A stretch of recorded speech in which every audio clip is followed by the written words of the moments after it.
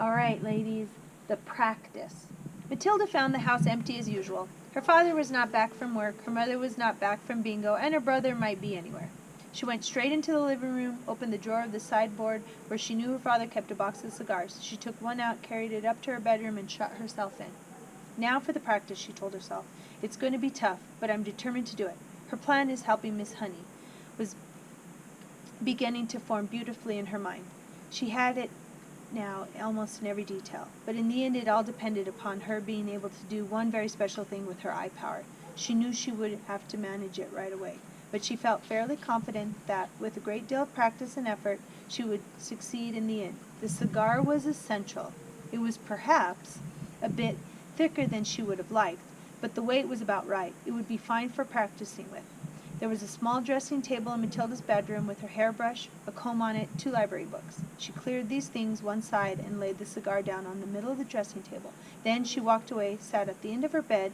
She was now about 10 feet from the cigar. She settled herself back and began to concentrate. Very quickly this time she felt the electricity beginning to flow inside her head, gathering itself behind the eyes. The eyes became hot. Millions of tiny, invisible hands began pushing out like sparks towards the cigar. "Move," she whispered, and in her intense surprise, almost at once, the cigar with its little red and gold paper band around it in the middle rolled away on the top of the dresser table and fell on the carpet. Matilda had enjoyed that. It was lovely doing it. She felt as though the sparks were going round and round inside her head and flashing out of her eyes.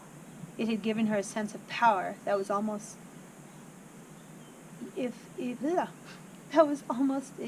thrill. And how quick it had been this time, how simple. She crossed the bedroom and picked up the cigar and put it back on the table. Now for the difficult one, she thought. But if I had the power to push it, then surely I have the power to lift. It is vital. I learned how to lift. I must learn how to lift it right up from the air and keep it there. It is a very heavy thing, a cigar. She sat at the end of the bed, stared at it. It was easy now to summon up the power behind her eyes. It was like pushing a trigger in her brain. "Lift," she whispered. "Lift, lift." At first the cigar started to roll away, but then Matilda, concentrating fiercely, one end of it slowly lifted up about an inch off the tabletop. With a colossal effort, she managed to hold it up there for 10 seconds. Then it fell back again. "Phew!" she gasped. "I'm getting it. I'm starting to do it." For the next hour, Matilda kept practicing, and in the end she had managed, by the sheer power of her eyes, to lift the whole cigar clear off the table about 6 inches into the air and hold it there for about a minute. Then suddenly, she was so exhausted she fell back on the bed and went to sleep. That was how her mother found her later in the evening. "What's the matter with you?" the mother said, waking her up. "Are you ill?" "Oh, gosh," Matilda said, sitting up, looking around. "No, I'm all right. I was a bit tired, that's all." From then on, every day after school, Matilda shut herself in a room, practiced with the cigar, and soon it all began to come together in the most wonderful way. 6 days later, by the following Wednesday evening, she was able not only to lift the cigar up into the air, but to move it around exactly as she wished. It was beautiful. "I can do it," she cried. "I can really do it. I can pick up this cigar just with my eye power, push it and pull it into the air any way I want." And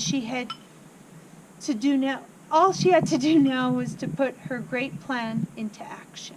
I wonder what that plan is, ladies. Stay tuned.